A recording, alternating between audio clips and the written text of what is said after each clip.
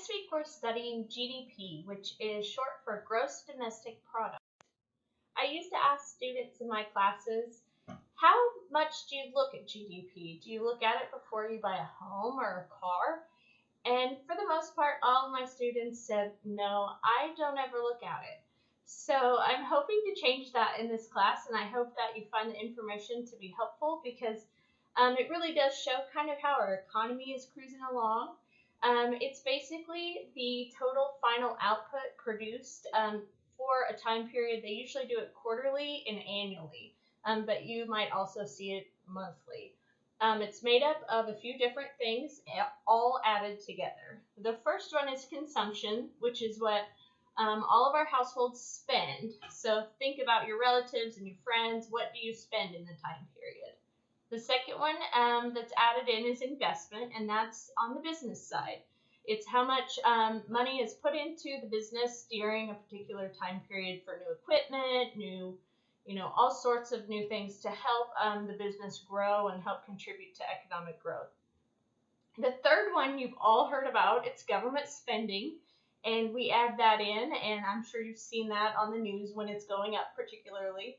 Our final one is net exports, which is exports minus imports. And this is actually, when we're figuring GDP, most of the time it's actually a minus sign because we import more than we export.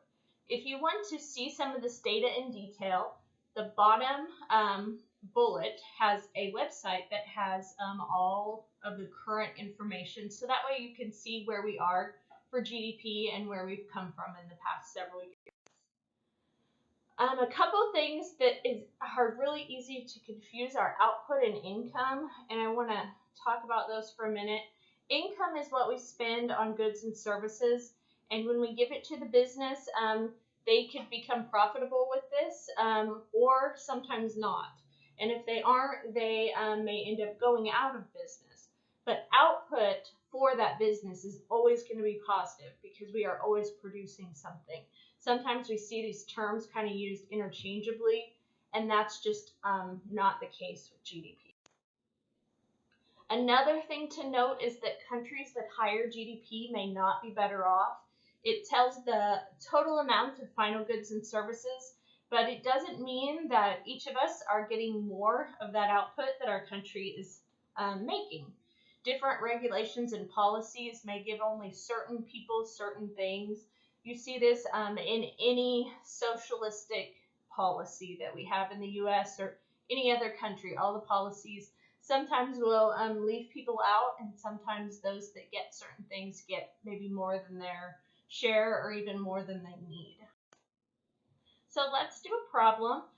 If you were asked to find GDP, you would first get the expenditures. That would be what we're buying, all of our consumption.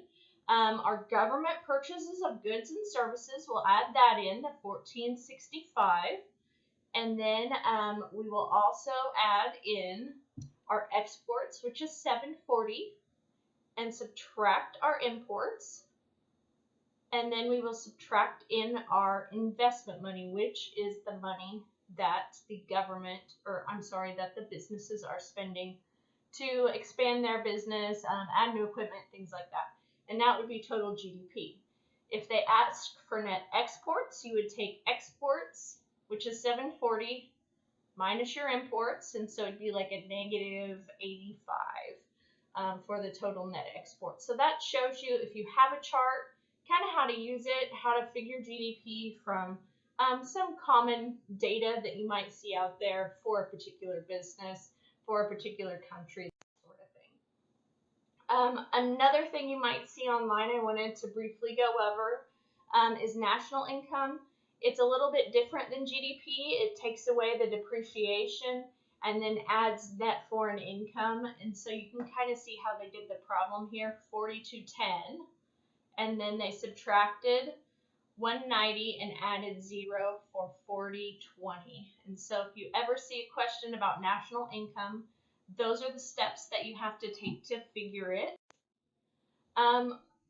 While we enjoy GDP, there are some people that feel that it doesn't really provide a good measure of economic well-being for the entire country. We've had a lot of new indexes come out. You can search for them online. My favorite is the Happy Planet Index, and its definition of what it says that it's doing is measuring sustainable well-being. So it basically tells if we're going to live long, prosperous lives. And they have different ways that they do surveys and tests to determine how happy you are. They find the northern Scandinavian countries are actually the happiest. The countries that live the longest they found are Hong Kong and Japan. And then they find those that have the smallest footprint. And the US is actually one of those. So if you want to learn more about the Happy Planet Index, go to the link at the bottom of the screen. And I hope you enjoyed learning just a little bit more about GDP this week. I hope you have a good week. Let me know if you have any questions. Thanks.